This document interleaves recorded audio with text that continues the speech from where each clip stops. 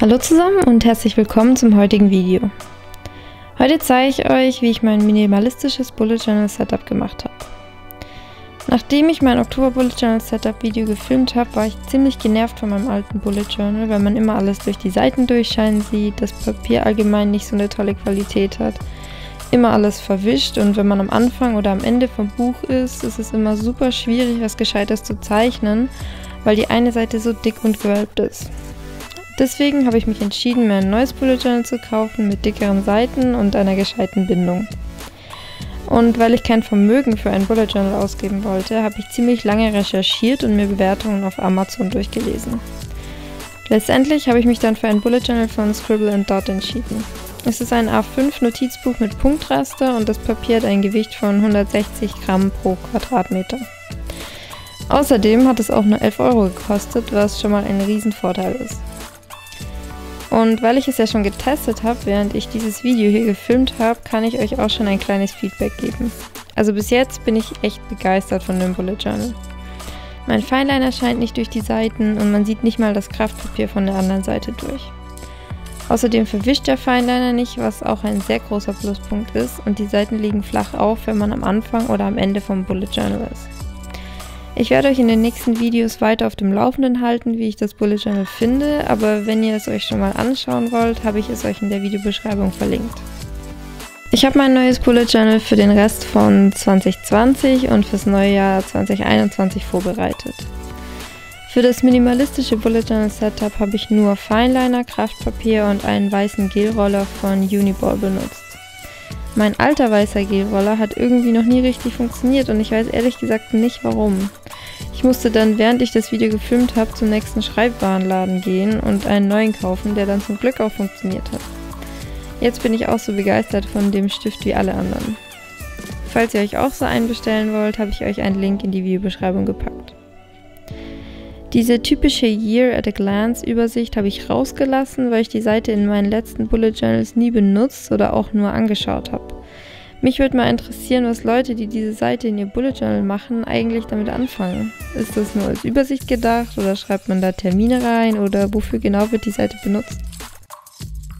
Auf der ersten Seite von meinem minimalistischen Bullet Journal Setup nach meinem Deckblatt werde ich meine Ziele aufschreiben und tracken. Für das Layout von der Seite habe ich mich von dem Kanal Journal Away hier auf YouTube inspirieren lassen. Ich habe euch den Kanal unten in der Videobeschreibung verlinkt, falls ihr ihn euch anschauen wollt.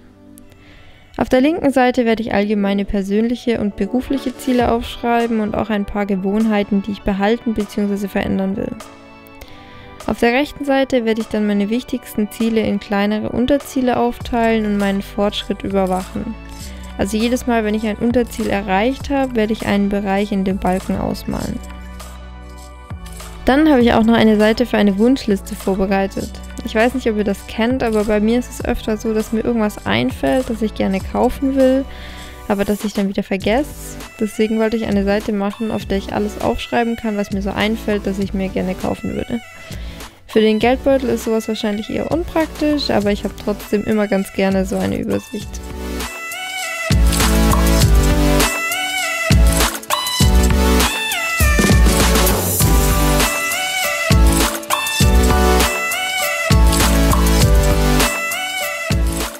Dann habe ich in meinem minimalistischen Bullet Journal Setup auch noch eine Seite gemacht, auf der ich einen idealen Tagesablauf aufgeschrieben habe.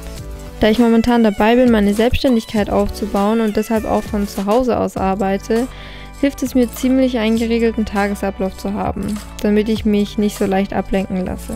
Nur leider fange ich jetzt demnächst an, meine Bachelorarbeit zu schreiben, was heißt, dass ich meine Arbeitszeit nicht komplett zum Arbeiten nutzen kann. Aber wenigstens bin ich bald fertig mit dem Bachelor und kann mich dann erstmal voll und ganz auf meine Arbeit konzentrieren.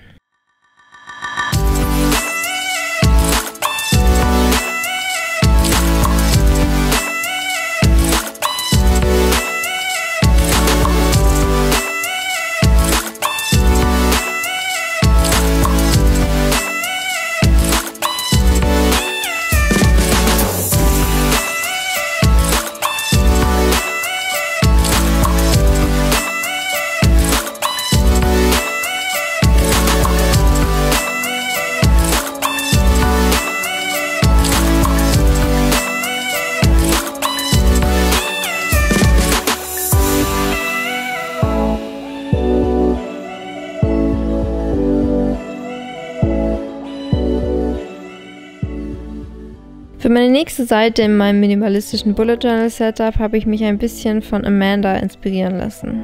Auf der Seite werde ich alle Sachen aufschreiben, die mir empfohlen werden und die ich mir anschauen möchte.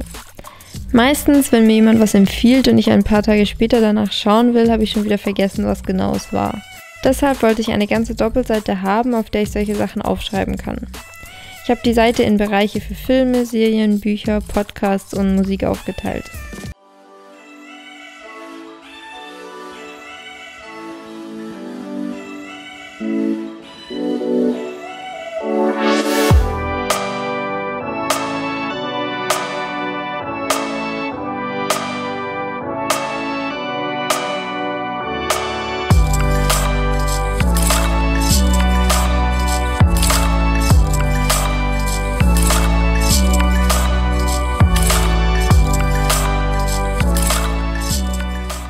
Eine Doppelseite in meinem minimalistischen Bullet Journal Setup habe ich komplett meinen Social Media gewidmet. Auf der einen Hälfte werde ich Ideen für Fotos und Videos aufschreiben und auf der anderen Seite werde ich zusätzlich zu meinen monatlichen Social Media Trackern mein Wachstum im Auge behalten. Einmal mache ich das Ganze natürlich für meinen Bullet Journal Account und dann aber auch noch für einen anderen Account, auf dem es bis jetzt noch nichts zu sehen gibt. Sobald ich da aber ein paar Inhalte hochgeladen habe, lasse ich es euch natürlich wissen.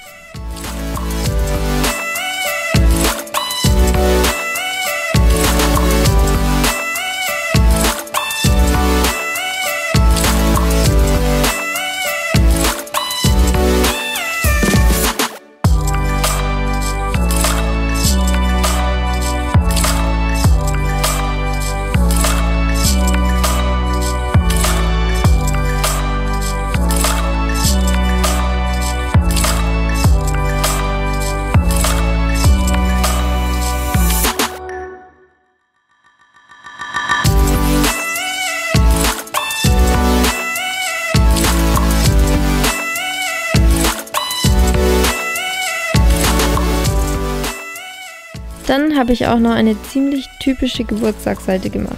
Ich glaube, dazu muss ich nicht so viel sagen, das ist ziemlich selbsterklärend.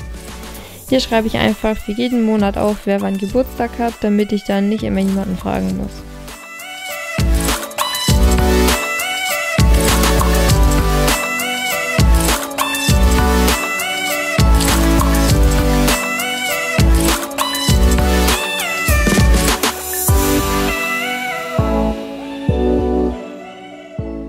Auf die andere Hälfte werde ich einfach ein paar Dinge aufschreiben, die ich so machen kann, wenn mir mal langweilig ist. Also einfach eine Liste, auf die ich schauen kann, wenn mir mal nichts einfällt.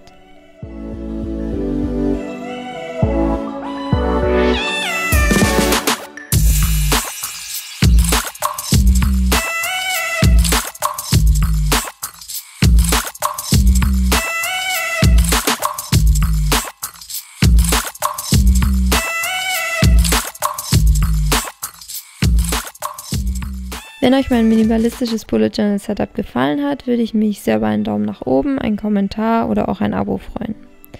Ansonsten sehe ich euch beim nächsten Mal.